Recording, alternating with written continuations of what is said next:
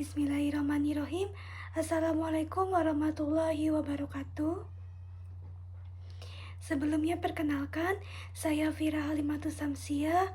Di sini saya akan menjelaskan mengenai chapter 8 yang berjudul The Social Psychology of Change Management atau psikologi sosial manajemen perubahan.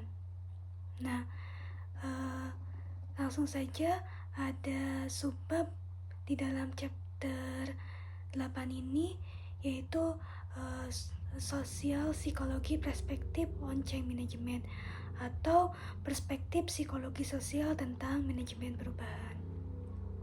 Ya, di sini ada 3 teori psikologi sosial yang dapat membantu dan memahami dalam mengelola perubahan organisasi. Yang pertama yaitu teori identitas sosial, teori pengaruh sosial, dan teori kognitif sosial. Nah, kita akan bahas satu persatu apa itu teori identitas sosial, teori pengaruh sosial, dan teori kognitif sosial. Nah, yang pertama ada teori identitas sosial. Apa sih teori identitas sosial? Nah, teori ini membahas tentang bagaimana individu mengidentifikasi diri mereka dalam kelompok sosial tertentu dan bagaimana identitas ini dapat mempengaruhi sikap dan perilaku mereka dalam konteks organisasi.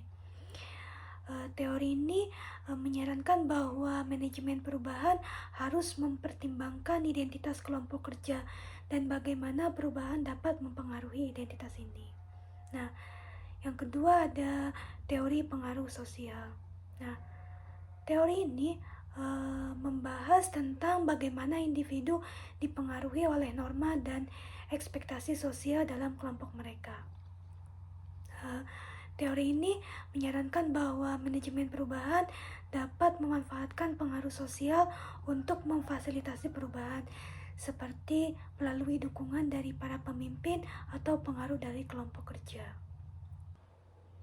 Nah, yang terakhir, yang ketiga, yaitu ada teori kognitif sosial. Nah, apa sih teori kognitif sosial? Jadi teori kognitif sosial itu adalah teori yang membahas tentang bagaimana individu memproses informasi dan membuat keputusan dalam konteks sosial. Teori ini menyarankan bahwa manajemen perubahan harus mempertimbangkan persepsi dan interpretasi individu terhadap perubahan organisasi, serta memberikan dukungan dan komunikasi yang jelas untuk memfasilitasi perubahan. Jadi, secara keseluruhan menunjukkan bahwa pemahaman tentang psikologi sosial dapat membantu dalam merencanakan dan melaksanakan perubahan organisasi yang efektif. Nah, untuk selanjutnya ada an evidence-based social psychology of change management atau psikologi sosial manajemen perubahan berbasis bukti. Nah, dalam buku ini dijelaskan bahwa pentingnya pendekatan berbasis bukti dalam manajemen perubahan organisasi. Di dalam buku ini juga ditekankan bahwa penggunaan teori-teori psikologi sosial dalam manajemen perubahan harus didasarkan pada bukti empiris yang kuat. Agar apa? Agar memperkuat efektivitas manajemen perubahan. Di sini juga disajikan beberapa contoh penelitian empiris yang dapat membantu dalam memahami faktor-faktor yang mempengaruhi keberhasilan perubahan organisasi.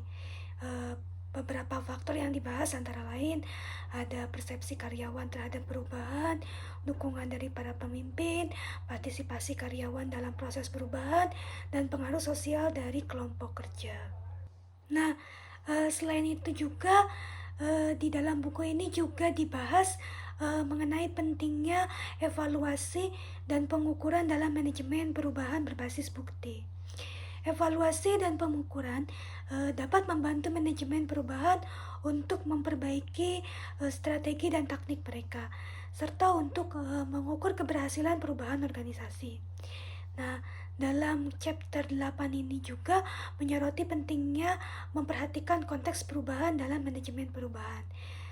Setiap perubahan memiliki konteks unik yang harus dipertimbangkan dalam merencanakan dan melaksanakan perubahan organisasi.